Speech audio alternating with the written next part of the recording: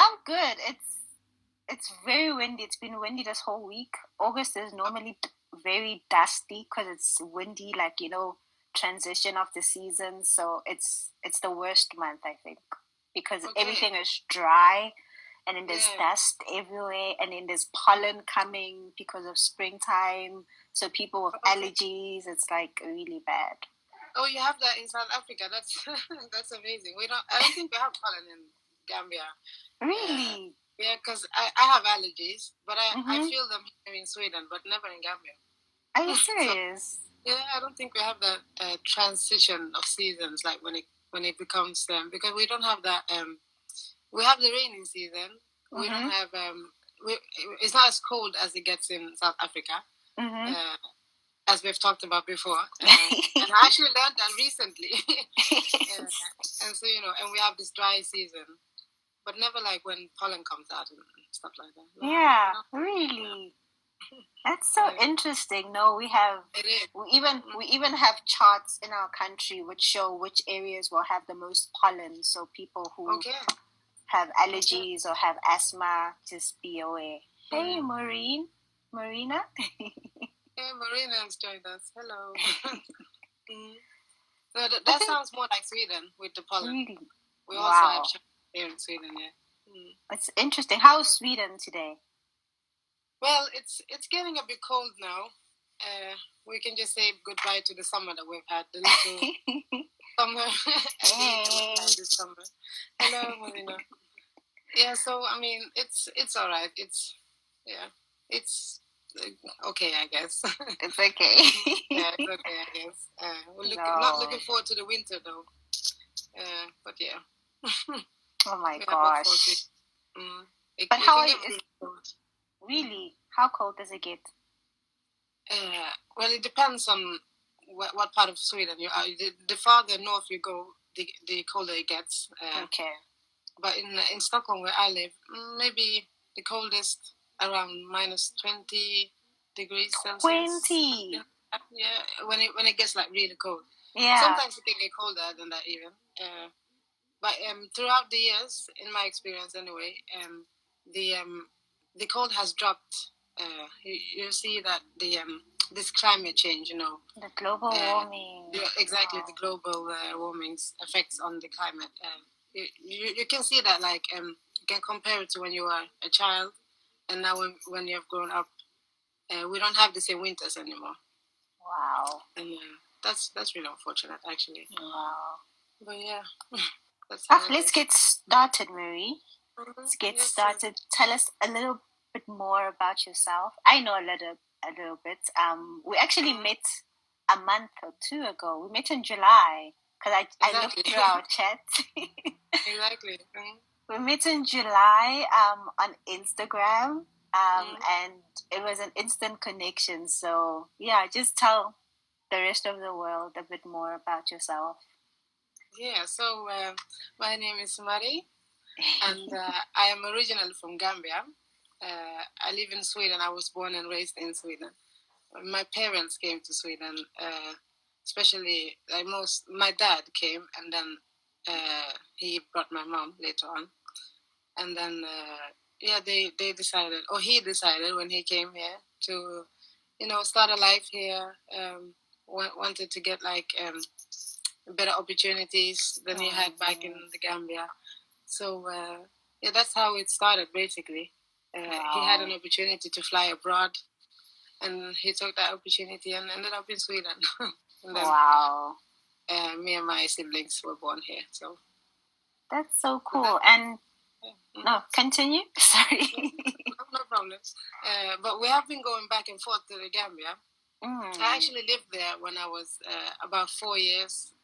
4 to 9. So about 5 years. Yeah, I was there. I was there basically the whole time. Wow! And it was an experience. It really nurtured the connection that I have to the Gambia. It really started when I was a child. Wow! Yeah, so it has just grown stronger, and I've noticed like different aspects of it. How it has affected me as a person. Finding myself, going through this like identity crisis that you might go through during these teenage years, all of that. So, I mean, Gambia has really had an impact on me, and it still has. So, wow, that's how it started from childhood. That's so fascinating. So, how was it growing up as a Gambian or as an African in Sweden? Because I can guess Europe has even more a majority white population, so you definitely would stand out, especially in smaller towns. So how was that for you? Yeah, I mean Sweden, it's very diverse. When you look at it, and throughout the years, people have been, coming from all corners of the world. But especially when the time my dad came, it was like around the 80s. There weren't so many foreign people here in Sweden, especially black people. But then in the 90s, more Gambians started to come, more like from different parts of Africa, basically. But growing up, I mean, for me, I went to an all Swedish school, for example, because my parents thought I would get like a better school education if it was like a Swedish school. And then growing up, being in those kind of environments when you were in school, and then a total like shift when I was at home. It was very like I was basically between two worlds, So trying to find myself where I belong in those two worlds. It could be challenging, especially when you don't feel that type of connection at school with the majority of white people. I only had like one African classmate, and he dodged school like all the time, so he was never there anyways. So I was basically in class. I was basically the only black person from, I think, third grade, because I came back to Sweden in third grade, and then it continued basically to like grade 7 or something like that. I started to have friends that was like maybe from Eritrea. One was half from India, and and then in high school that was so diverse. That was barely any Swedish people. So that was basically we were a lot of Africans in high school. But I mean, growing up with all of those like contrasts and all of those factors, it really had an impact on me as a person, especially as a child. When you don't feel a sense of belonging, you don't really, you kind of take a distance, but still try to fit in somehow. Yeah, because you still you see them every day in school. Yeah, still have to adapt in a certain level, I guess. And I remember I tried to tell my mom about it. I was like, no, I don't like school. I don't like the people there. I don't feel. Yeah, but she was like, no, you got. I don't think she understood it in that level. But she was always like, you have to go to school. You have to get your education, as parents are. But when I look back at it, I actually see how that period actually impacts me today. Because, for example, it's not only like you look different, you speak different, you smell different. Wow. And all of those factors, it actually puts you like in a box, even as a child. Yeah. You sense that. Wow. And I think if a child, if an African child or a foreign child can sense that in school, that should also the people of the majority of that group, in my opinion, should be like educated about those factors, because no one addresses them, because they don't understand it, they don't go through it, so they can't do much about it, because for them it's not even a reality, So yeah, it was definitely like especially when it comes to smell. I remember my mom used to put on these I don't know what they're called really, but it's like an air freshener basically. From Gambia, and it really smells, and the room gets foggy when you light them. You light them with like charcoal, and then you put them on top of the charcoal, and then it becomes like so it really gets like into the clothes, into like the house. The whole house catches the smell. So I remember smelling like that, or food, jollof rice, basically, in school. And the students were always like, you smell different, you like that. And that had an impact on me. That still has an impact on me because I don't like smelling food. When I go outside, I don't like smelling that type of scents. I can have it at home, but not in my clothes. Wow. And it's kind of unfortunate because that's part of my culture, basically. Wow. But it really can have an effect on you. You never know which parts stick with you until you grow up. Yeah. That's so interesting. Yeah, so growing up in Sweden, it has been interesting. But unfortunately, I haven't been like a victim of like violence and stuff like that, and that's very fortunate, I think. But not everyone has that. I don't know if you can call it privilege or what you can call it. Yeah. Because some people, even in Sweden, even though Sweden is a kind of neutral country, people are like afraid of conflicts, especially the Swedish people. You can still, see violence occurring.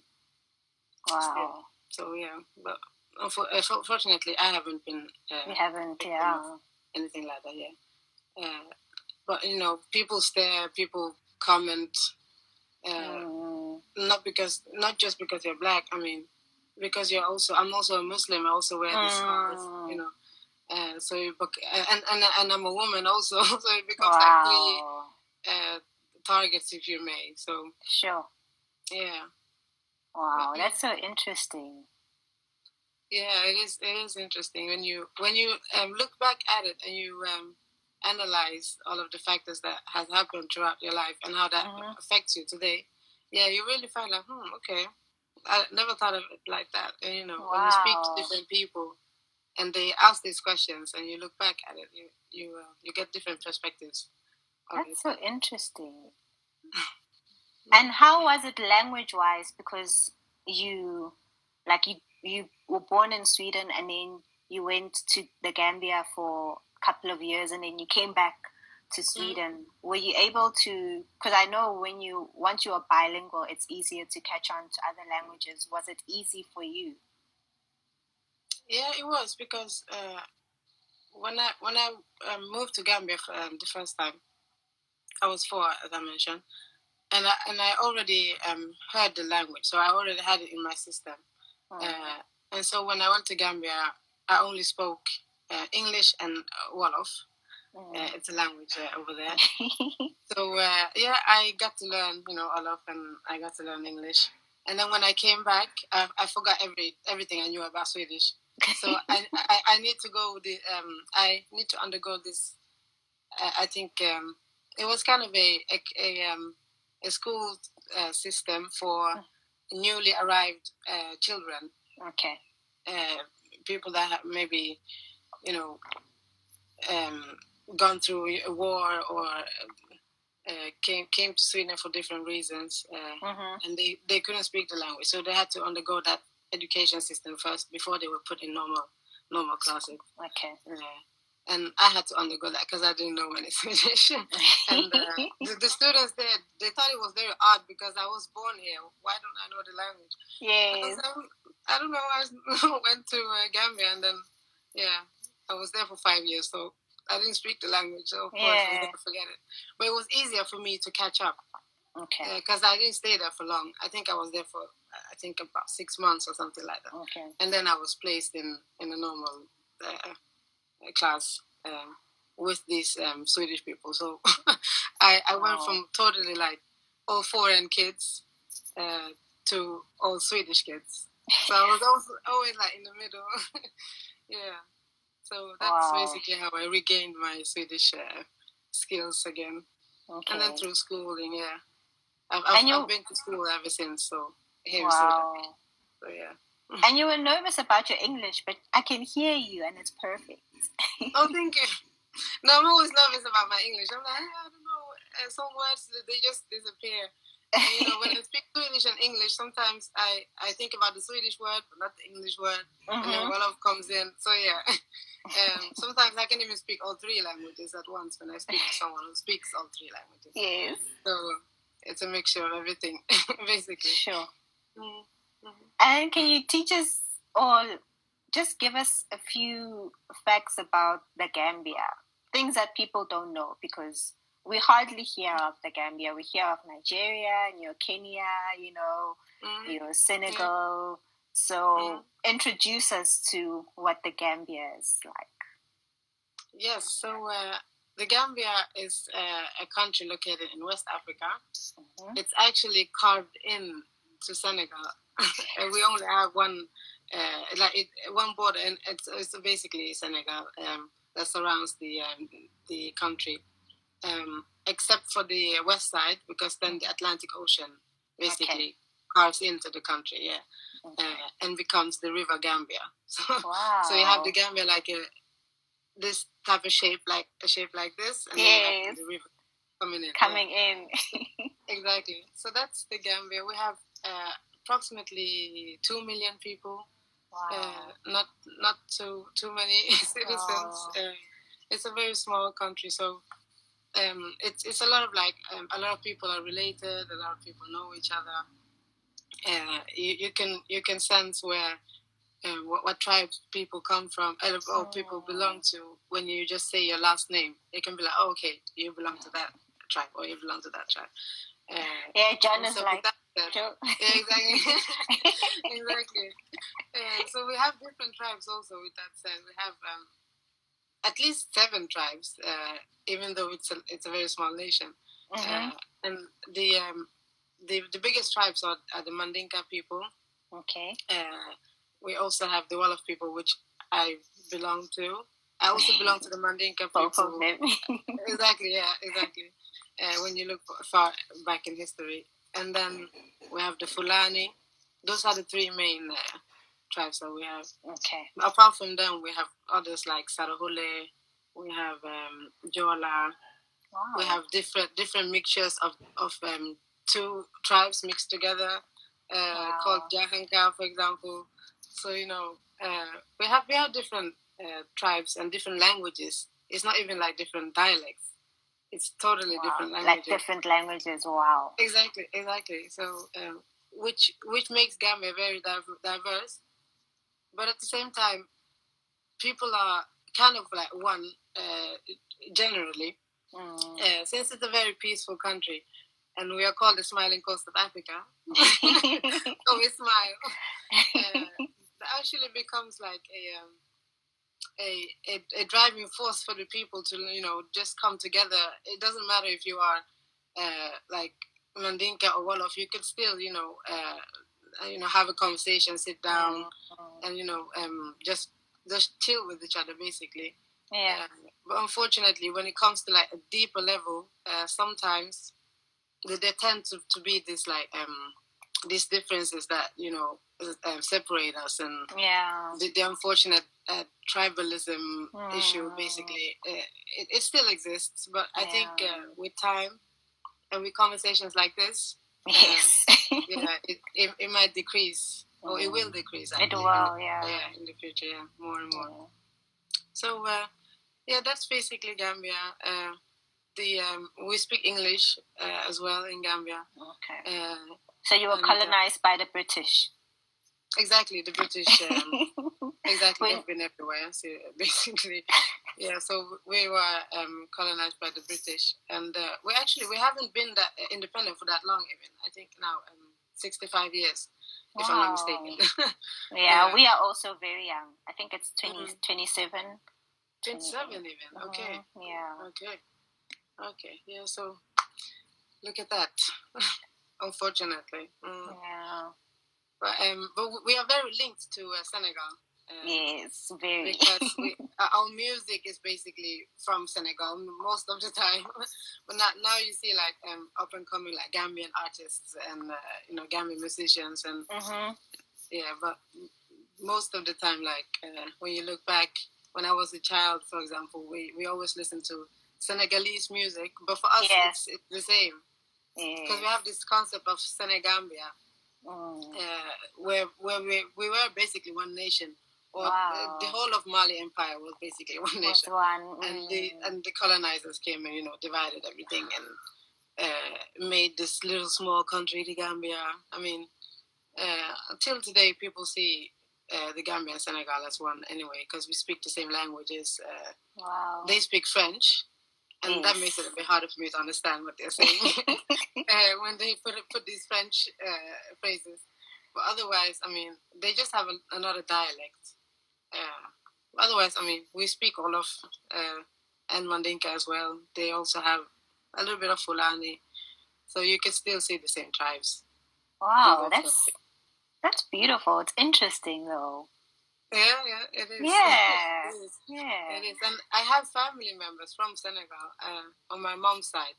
Okay. They basically migrated to. For them, it was the same. It was the same country, anyways. So they just changed location.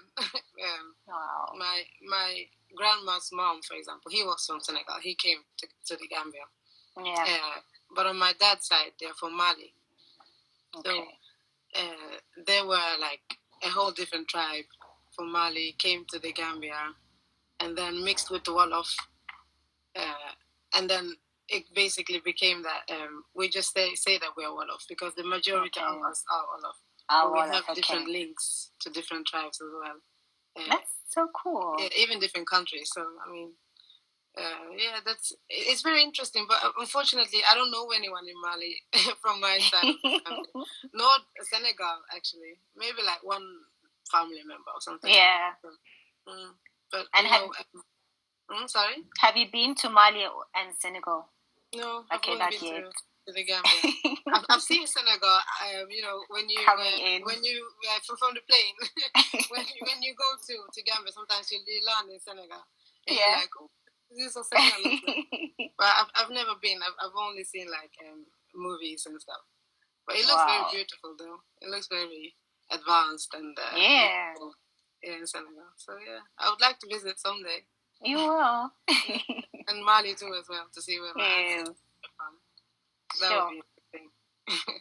That's so cool. And the Gambia is also a majority Muslim nation as well. Even like West Africa, I think. Yes. Exactly. Yeah, West Africa in general. Yeah,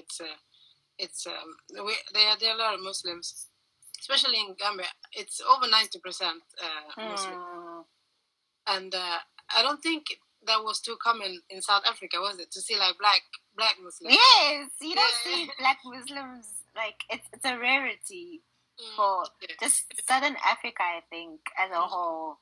Yeah. Yeah, because when you said that, I was like, oh, okay, that's very normal to me. Yeah. But, that's so interesting. In Gambia, it's because of its majority Muslim. The nation is majority. It belongs to Islam. You see, like even Christians greet in a Muslim way. So you basically don't even know sometimes who's Christian and who's Muslim and who's another religion, who belongs to another religion. Yeah.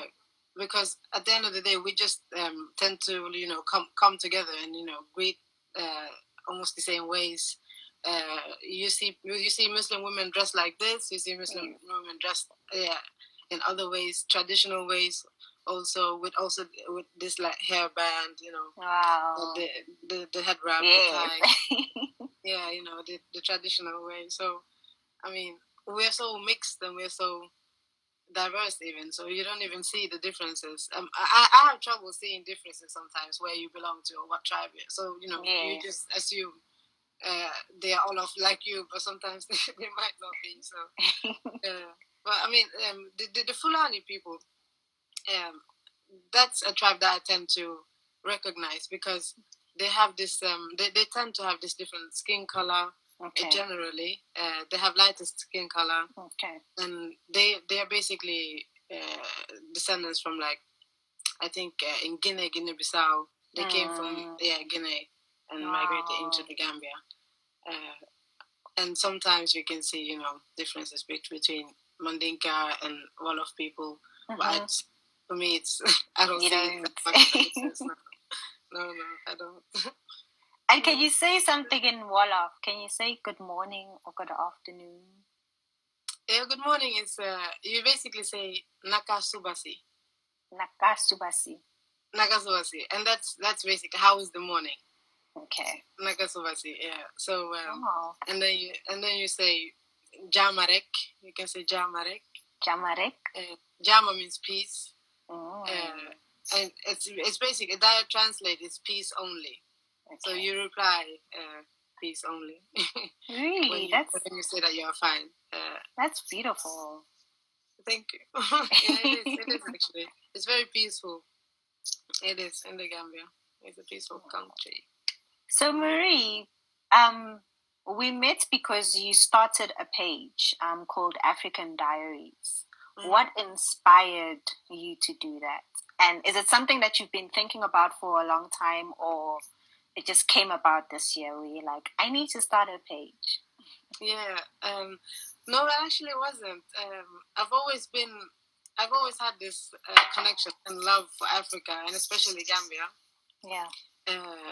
Every opportunity I had in school to write about something international, I would only pick like Gambia. I was always like, wow. Gambia, every assignment.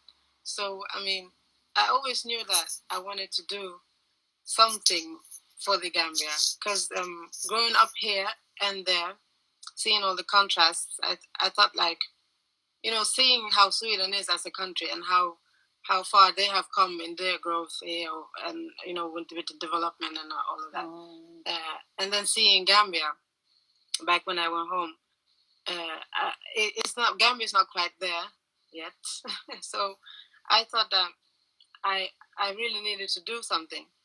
Oh, this Babukar is here. Hello, Babukar. Hey. Yeah. Hello, John. No, so I just thought that I needed to make an impact. I needed to feel like I'm doing something for my people. Sure. I just couldn't sit around and just watch. In my opinion, it was always almost like an urge or like a duty, if you will. So and especially now recently with all this like Black Lives Matter and all of the negativity being shown on camera, because it has always been there. Yeah. I mean, now it's only like shown on camera, so people are more aware of it. It just like sparked something in me, and I was like, let me do something to impact people, to for the African diaspora and for also Africans living in Africa, inspire them to go back to Africa, to to stay in Africa, to invest in Africa, because with all of this going on, for me, I personally believe that one of the things that we can do is to go back and and be with our people, and be part of the growth of Africa, because outside, I mean, we're not welcome most of the time. I mean, people treat us like even though we are human beings and we share this world, but in reality, it's another reality basically in real life. So with all of those things like going on in my head, and then I recently, I think it was like 2 years ago, 1 year ago max, I started to develop this interest for social media, and being so technological that we are these days, I was like, maybe I can utilize that and join that with the love that I have for Africa. Maybe I can do something, document my experiences for people to see. Maybe I can inspire someone, because we also have like plans of moving back to the Gambia. So that was something that I was like, I think a lot of people would want to see that. Because I've been following a lot of like YouTubers documenting their experiences and repatriating from the Western world to Africa. So I got inspired from that, and with time, I just thought, yeah, maybe I should do something. Maybe I should do something.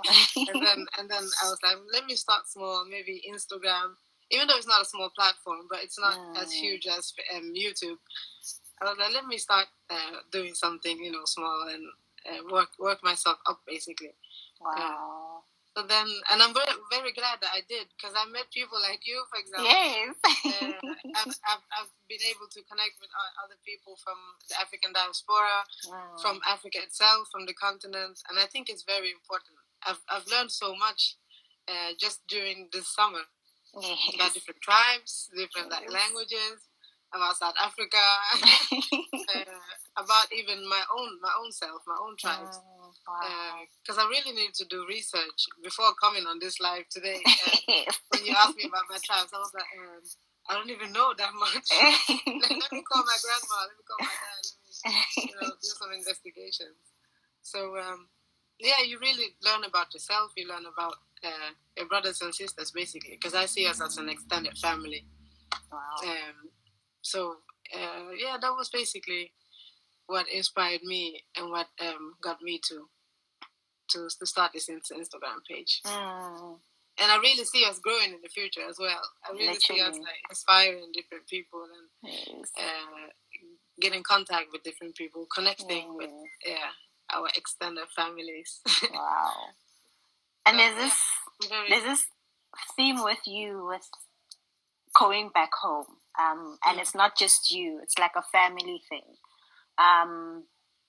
Like, why do you think it's rare for African diaspora to say that I want to move back home, or I want to be with my family, my home country? Because you rarely hear that. Like, I've met a lot of people living internationally whose parents brought them to and they were raised in the Western world, but you never hear them saying that I want to go back to Nigeria, or I want to go back here.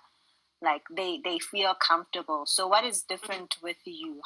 What did your family do that instilled this pride to invest in Africa and to go back and to just be a change there? Yeah, I think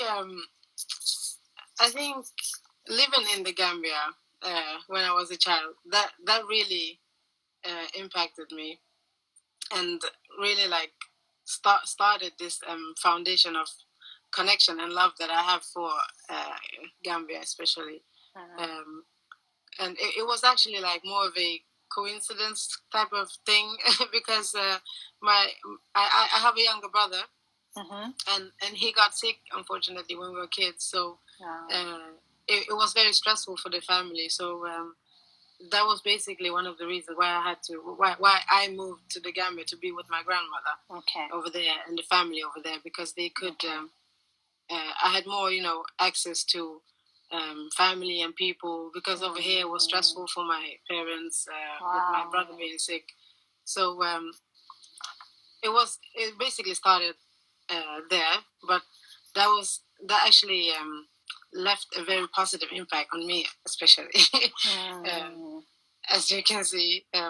So I mean, for me, it was more of really like being there and experiencing and seeing these things, as opposed to just like being there for a month on a holiday, because you're in this holiday mood, and you're in this like concept or mindset that you are going to go back anyway to Europe. So yeah, you can just adapt for this little while here, because it gets very hot, it gets very like dusty, it gets very, all of these things that you're not used to.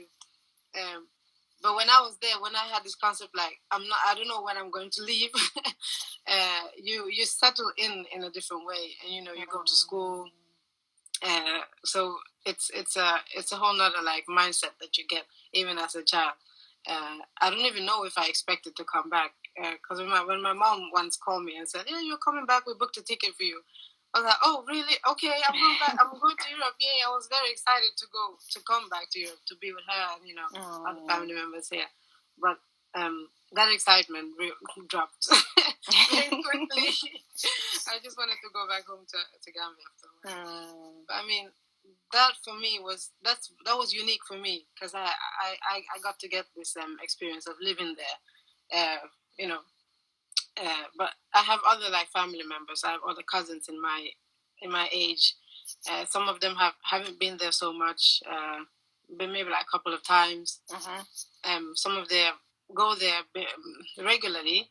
but still they're in this like holiday mentality, as I explained earlier. So I mean that was very unique for me in that sense. But in another perspective, like when it comes to the African diaspora, because unfortunately many of the black people in the US, for example, they were brought to the US, so they don't have this link to Africa. They don't know. Some of them generally they don't know which tribe they belong to. They don't have anyone. They basically have no link. It was just cut off, just like that. So when you don't have that connection, when you've had like many generations just living in the US, you don't even know where to start. Sometimes you don't even know about Africa. You just think that it's a bush, people running around, people climbing on trees, and those kind of stuff. And now that it's like 2020, and you have the access of doing own research, it's very different now. Maybe compared to like 20 years ago when we didn't have all of these platforms. I mean, it wasn't rare for people not to want to go back to something that they don't know anything about. To just go back to the desert. What am I gonna do in the desert? That kind of mentality. So I think it depends on what kind of like African person, if you will, that you ask or that you're speaking to, what kind of experiences they have. Because here in Sweden, for example, it's more common for the older generation, the older Gambian generation, to want to go back. Even them sometimes. Some of them are still here. Sometimes I look at them like, what are you still doing in Sweden? Go back and invest in Africa. You've been here for 40 years, you need to go back now. And they tend to be like, I'm going to live here until I pension, and then I go back to the Gambia. I build everything I need to build, and that's more common than seeing someone who was born here and being so young wanting to come to go back. I think a lot of us would want to go back. We would like the idea of going back, but maybe we're not equipped. And maybe we're not ready economically, because you really need to plan if you want to go back to Africa, any place in Africa. You need a plan, a strategy. You need a good economy. You need to start like some kind of like maybe a business for you to sustain yourself and your family back there. So there's a lot of like behind the scenes planning that you need to do, and I don't know if a lot of us are really in that stage, because when you're young, you're basically just trying to figure out who you are, what you want to do, and all of those things, and then moving to a whole different location and basically maybe starting over even can be a very like daunting thought for many, I think. But I don't think it's impossible if you plan it, and if you especially when you have family back there. It makes and just Africa. A lot easier. Just Africa. Exactly. Africa is like, we're very open. Like, we're very open people. It's like within our hearts that you hear of people traveling like the whole continent, without having finances. They're like, I only had this amount of money, but I really wanted to see the world outside my own country. And you hear amazing stories of them living there, of meeting so many people, because we are a people who are very open. We are people who are very hospitable. I think we are the most kindest people in the world. That's why people hate us, because we are so amazing. So, I think there's just like, it could be fear of like, oh my word, what if, because it's the Western thing, like you need to have all of these things put together or else you can't do this. And then some things are like, sometimes you just need to take a leap of faith and actually see what comes out on the outside. But I think the best thing for people in diaspora, or people who, because the people that I was talking about are the people whose families are from Africa and then they immigrated to other nations. So they were born in that country. So they've never been to their parents' country per se, and they don't have that feeling, because there's a disconnect there. So it's like if you travel, and as you said, travel outside of this tourism thing, like travel, I think ethically, and don't be a tourist, be an African, get to be with the people. Because you know what tourists do? Like, even here in South Africa, they'll show you the good things. They'll show you the amazing things. Exactly. Yes, you won't see the communities. Yeah, you won't see the communities. You won't see the people. You'll see the beautiful first world things, and it's like, but that's not Africa. We are far more than just the first world. So when you travel, I think the people who always come back to Africa are the people who saw the broad, they who saw every part of Africa and fell in love with that, even knowing that it was a risk, for some. Yeah. And I think with you, the most unique thing is your family, because you guys kept on coming back. So you were never disconnected, because as you said, that there are generations who are totally disconnected, because from generation to generation, but your family has always kept you guys connected. So that also put something in your heart, Yes, so exactly. what would you tell, like, someone who's never been African diaspora, who's never been to their home country, who know of their home country and who have never been there? What would you encourage them? What would you tell them? I would first tell them to visit a country in Africa, because we tend to go to different places like Greece on holidays. We tend to go maybe to Spain or to different islands and explore. But I mean, there are so many things to do in Africa. Africa is a huge continent with so many different, so many different people.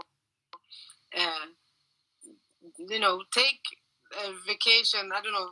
Go on a holiday to a place in Africa, and really get to experience and really get to know the country in general and the specific place that you're going to, because that's a whole different experience compared to just seeing something on YouTube or watching a program on Nat Geo Wild, or you really need to go and experience.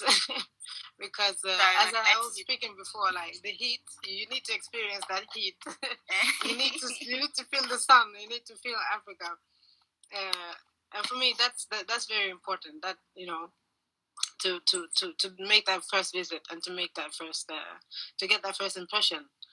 And then if you decide to go back, if you decide to invest in any kind of way, I think it's important to maybe go and test out, for like maybe 6 months or up to a year or something like that. Try different things, see where you can make an impact, or what different like skills you have to offer, and try to do something for maybe yourself and your family in the things that you are good at, because there's so many opportunities in Africa in general, especially business opportunities. If you basically have a skill, try to do something with that skill. I mean, because that's the thing that you're best at, and that you're most passionate about, hopefully. That can really be like a driving force for you to be able to do something back in Africa. And I mean, unfortunately, it might not be like as you expect, or because it's a whole different atmosphere, it's a whole different culture, it's a whole different people are different to maybe what you're used to in the West, depending on where you're from the West.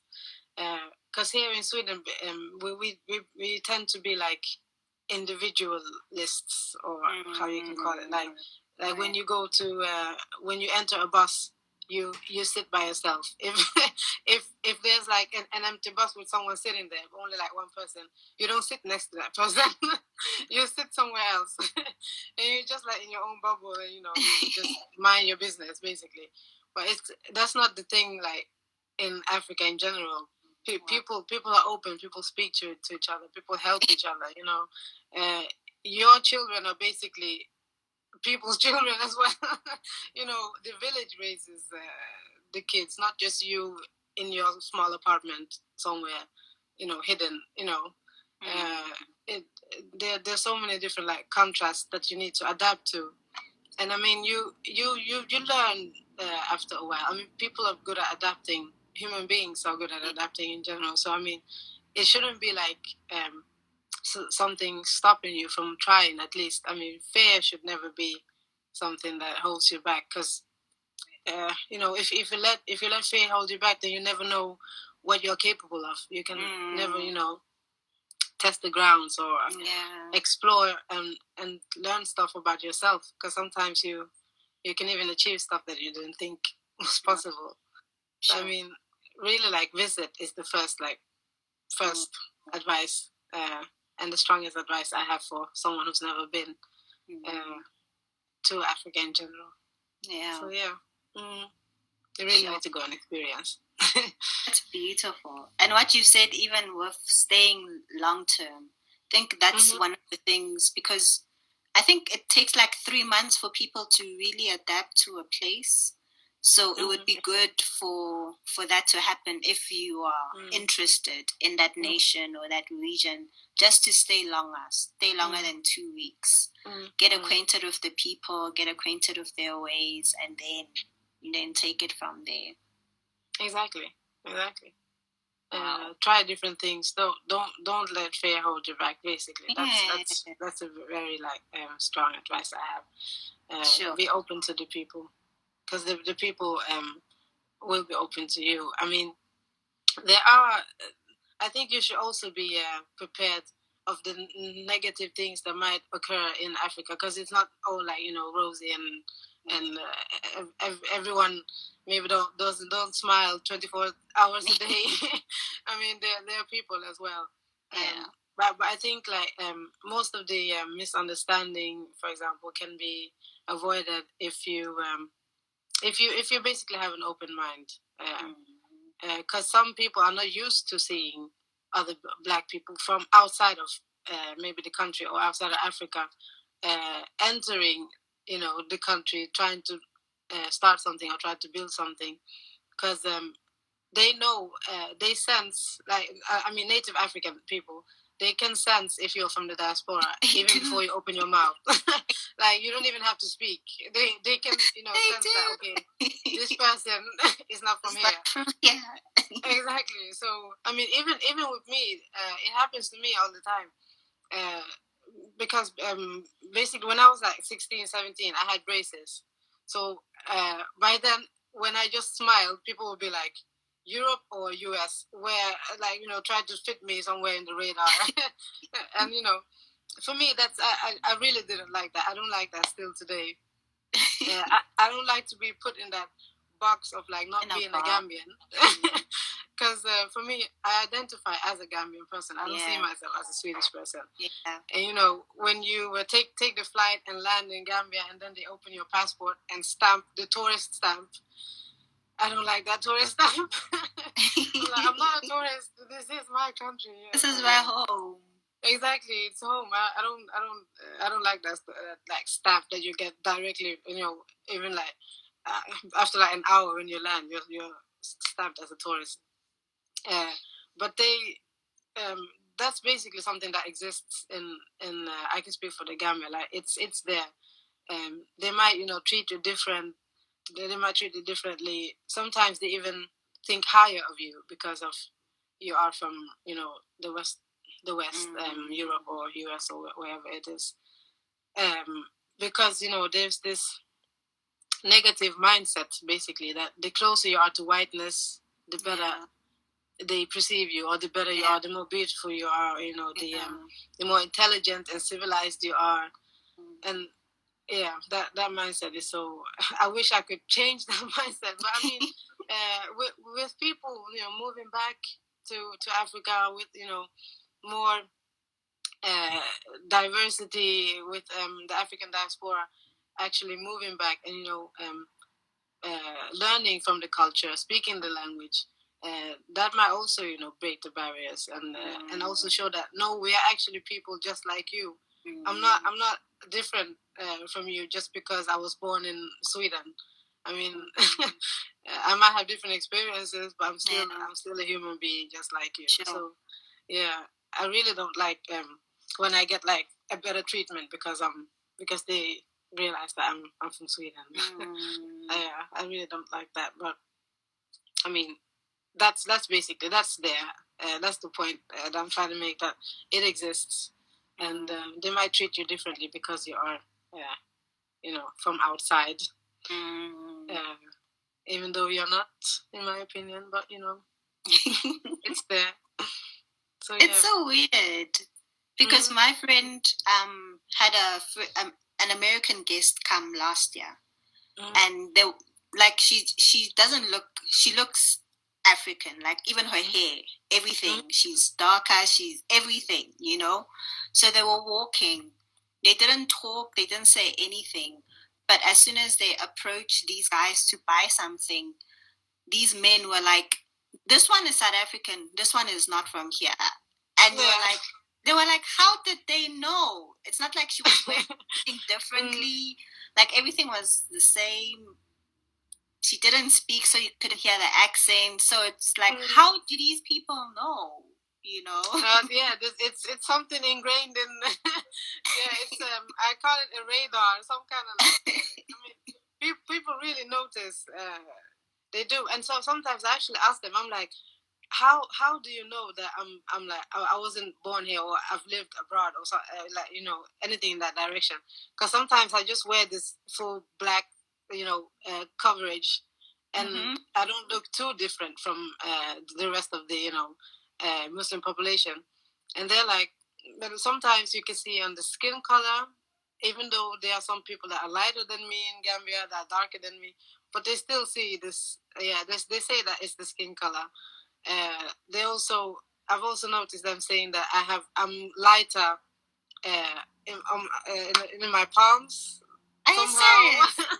Yeah, I've heard that too, and the way I speak also, because I hate to admit it, but apparently I can tend to have an accent when I speak Wolof. I don't like admitting that because that just associates me to a Swedish a Swedish yeah. So I'm like, okay, I can understand the language, like the accent, that I can understand, but I look like an African person. But somehow they can tell. They can tell. And that's something that it's just there, and it's just something that I think, yeah, we just have to accept that so some people will know that you are different, but then for me the only thing that I dislike about it is when they put you on a pedestal, when they think highly of you, and think that you're better than other people, other natives. Yeah, that's when it gets a bit negative for me. But otherwise, I mean, what to do? Yeah. And it's what are your dreams? Sorry. No problem. What are my dreams of? What are your dreams for Africa? What are your dreams for the Gambia? What would you like to see in the future? What I would like to see in the future is basically what we are talking about. More African people from the diaspora of African descent moving back to Africa, investing in Africa, being part of this growth of Africa. I really believe that if we put all of these efforts that we put in these Western countries back home, it will really make a difference. Because, for example, last year, Ghana, they had this year of return, 2019, and they gave this like free citizenships to the African diaspora, like anyone who wanted to come home, basically. They made it easier for you to come back home. I'm not too knowledge about that part, but I know that it increased the economy of the country because of these people coming back and investing, starting businesses, and hiring local workers. Because if foreign people that are not African or don't have the African people, the African people's interest at heart, when they come and start businesses and run things, they most certainly won't do it as someone who is from African descent with the African people at heart. There might still be abuses and debts and all of those things that we are trying to get away from, in my opinion. So I mean, with us investing in us, basically investing in each other, because it's still a give and take. You start a business, you hire a local person, you increase the job opportunities. That also increases the economy. They can help their families. The children can go to school. Those children can get an education, acquire some skills, and it just rotates. Wow. You really make an impact just by hiring one person, because being the type of people we are, like we are group orientated people. We live like many families in one family, in one household. If you help one person and hire one person, you're basically helping that person's family in a way. So I mean, I really like to see us out here going back to Africa, and also for the African people, like the African youths especially, to stay in Africa. Yeah, because that's also another issue. Yeah. We saw that wave from West Africa, from different parts of Africa, East Africa as well.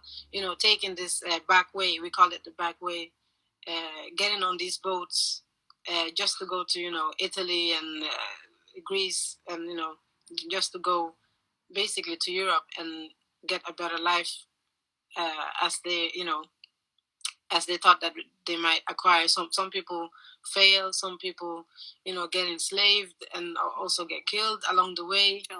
There are still people taking that route, and I mean, it's easier said. It's easier for me to say that it's not worth it, because you were asking me what I would like to see in Gambia, the near future, and I was talking about people, from the African diaspora going back and investing, but also the African people in Africa staying in Africa. And the last thing I said was that it's easier said than done. It's easier for me to say, stay in Africa, try to make it, than someone who is already there and doesn't feel like there are opportunities over there. There are reasons for them to stay with all these like pressures from the family. I mean, it can be hard, like as a young woman or a young man, not being able to provide for your family, provide for your parents, for your siblings maybe, or I can understand that it's a struggle.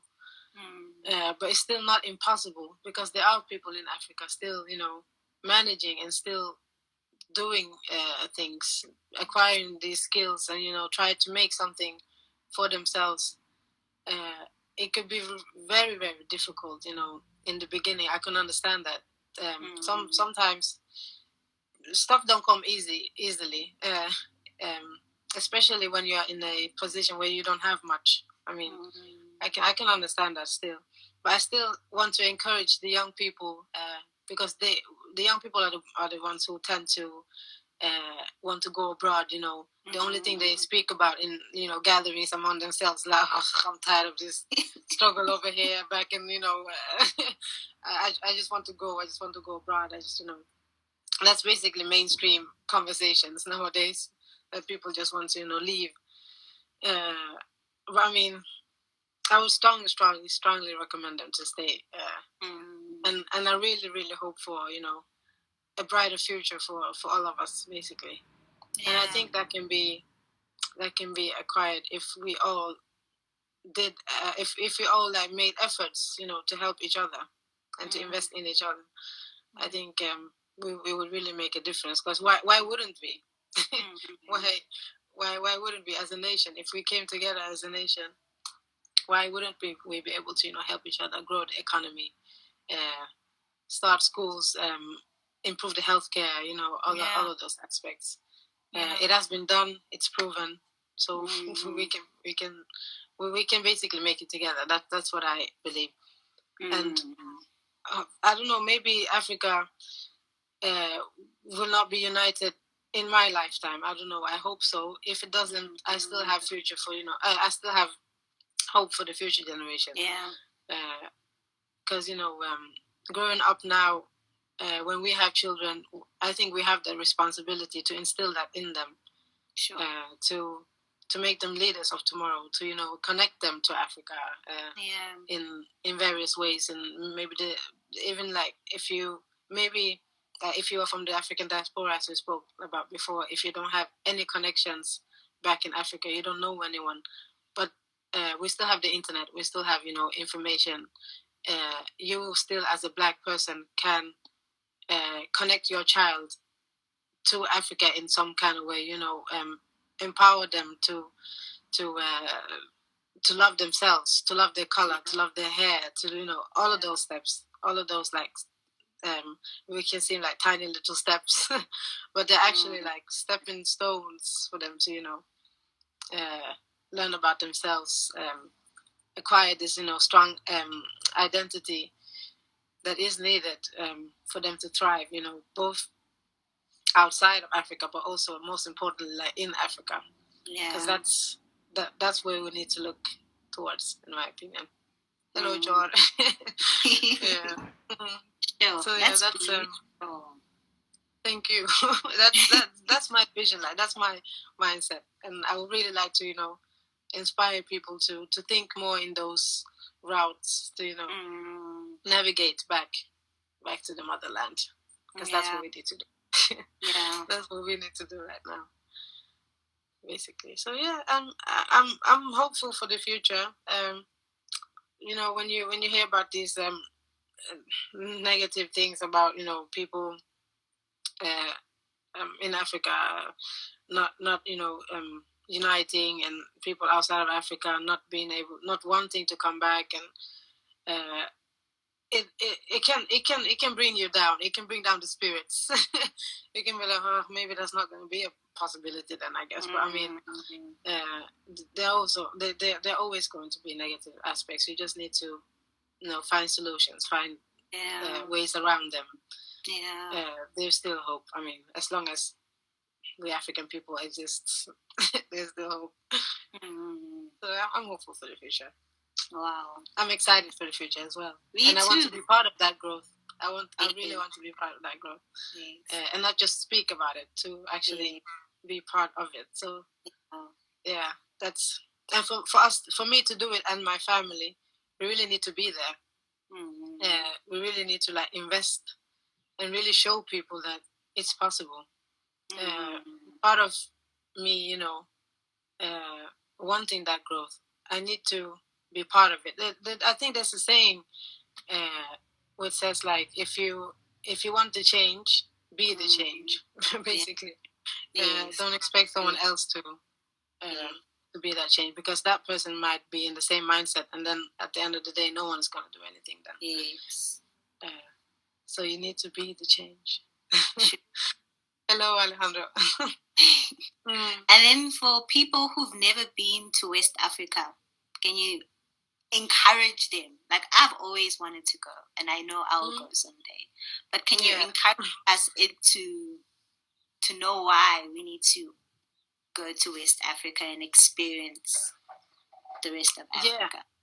Yeah. I mean, Africa in general. I just think that I would like to travel to like every country in Africa. I would like to like do this tour and just like experience every tribe. When I read about these different cultures, different tribes, I just want to be there with them. Spend like a couple of days just to experience and learn and know about my people. And I would really like to inspire others to also want to do the same, because the more you read about it, the more knowledge you gain about these different aspects of Africa, the more you say like, wow, it's so like diverse, it's so different, it's so it's so amazing. It's so exciting, and I mean that's the blessing of it, of being an African person, and that blessing for me, we don't even know about it. I mean, there's so much negativity put upon us that we don't even know what blessing it is, really to be of African descent. And to have this, this melanated skin. I mean, it is truly a blessing. Yeah. So I would really encourage people to experience, because no one can tell you about an experience if you don't experience it yourself. Like it's a whole different thing than just speaking about it. You really have to go and see and look and experience for yourself.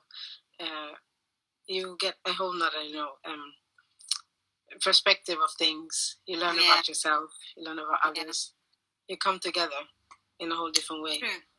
It's true. Yeah. So yeah, I would really encourage the African diaspora to go back, and for the African people to stay in Africa. Yes, and to travel the rest of Africa.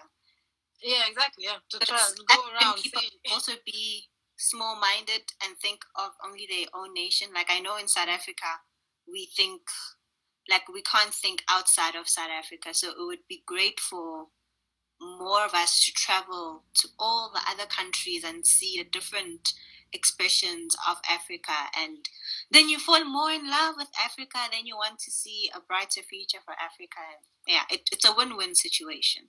Exactly. Yeah. It is. If you plan and save up, we need to save up economically, and it is a possibility. It's not impossible. I mean, how many times have we gone on small vacations, small holidays?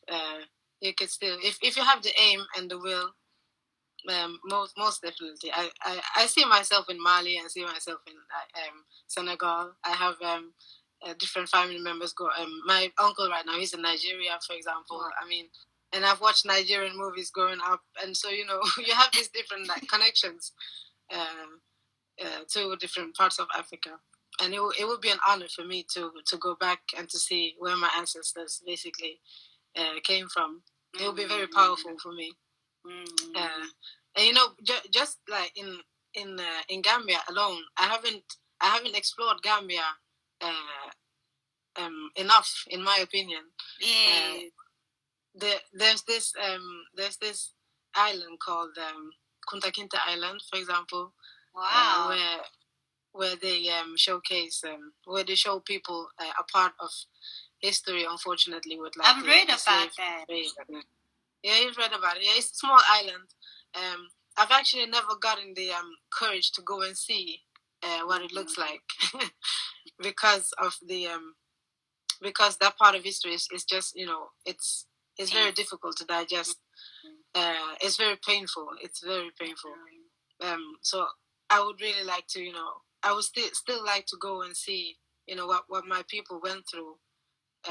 I just get emotional speaking about it now, and I would like to go with my family to see what happened to my ancestors. We and the point of that was to just explore where you are. Start there, and experience, and get to know different people, different aspects of different cultures of the nation that you are in right now, and then expand, because there's there's really just one tribe in a country in Africa. I don't know if there even exists a country where there's only one tribe and it's just us. We just speak one language. Yeah, it's so diverse. So that's the that's the beautiful thing about it. I see Alejandro comment in Nollywood, Nigeria. Yeah. I love Nollywood. I can have this periods of my life where I just watch Nigerian movies. Nollywood, Yeah. So yeah, I actually have a little connection to Nigeria as well. Wow, that is amazing. I think we've covered all of the questions.